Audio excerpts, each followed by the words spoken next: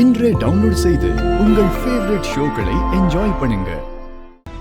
நந்தினிங்க உள்ளதா இருக்காங்க. வாங்க சார். நான் சொல்றத கொஞ்சம் புரிஞ்சுக்கோங்க. திரும்ப திரும்ப பேசுனதே பேசிட்டு இருக்கீங்க நீங்க. வாங்க சார். அவர் மேல எஃப்ஐஆர் போட்டாச்சு, நீ ஒண்ணும் பண்ண முடியாது. ப்ளீஸ் சார், இந்த கொலையை கரிகாலன் பண்ணல சார்.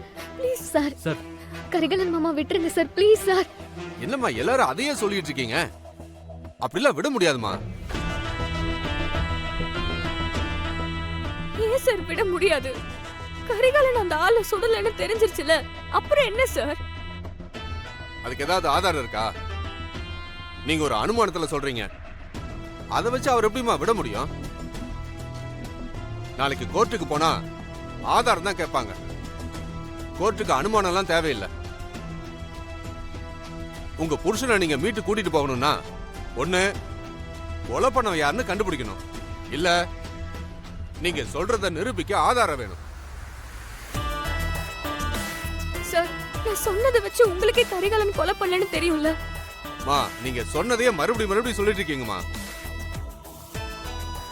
சார், நீங்க உங்களோட வக்கீலா? ஆமா சார். அவங்களுக்கு கொஞ்சம் சொல்லி புரிய வைங்களேன். எந்த ஆதாரமும் இல்லாம எப்படி சார் நான் அவரை விட முடியும்? மேடம், சட்டப்படி அவர் சொல்றது சரிதான் மேடம்.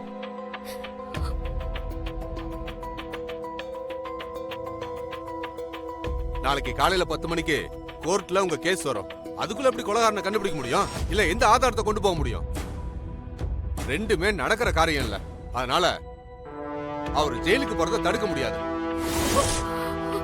இல்ல, கரிகாலன் ஜெயிலுக்கு போக கூடாது.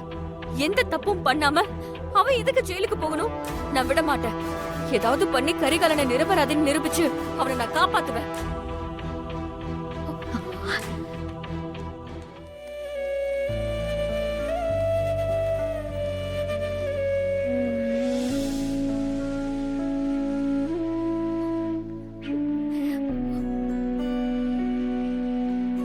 கரிகாலா, நீ ஒன்னும் கவலைப்படாத. நான் இருக்கேன். நான் உன்னை ஜெயிலுக்கெல்லாம் போக விட மாட்டேன். நான் உன்னை காப்பாத்துவேன். எனக்கு தெரியும் நந்தினி.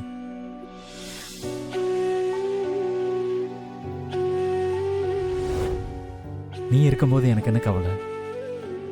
எனக்கு உன் மேல முழு நம்பிக்கை இருக்கு. என்னை நீ ஜெயிலுக்கு போக விட மாட்டேன். எனக்காக நீ இருக்கின்ற தைரியத்தில் தான் நானும் இருக்கேன். என்னை பத்தி நீ கவலைப்படாத. இன்னைக்கு ஒரு ராத்திரி தானே, நானும் அப்பாவும் இருந்துக்கிறோம். நாளைக்கு கண்டிப்பா கோர்ட்ல இருந்து நாங்க வெளியில வந்துடுவோம். எங்களை வெளியே கொண்டு வரதுக்கு தான் நீ இருக்கியே.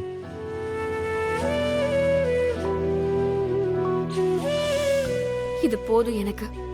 நாளைக்கு காலையில உங்க 2 பேரையும் வெளியே கொண்டு வர வேண்டியது எங்களோட பொறுப்பு. நாங்க வரோம். வாங்க சார்.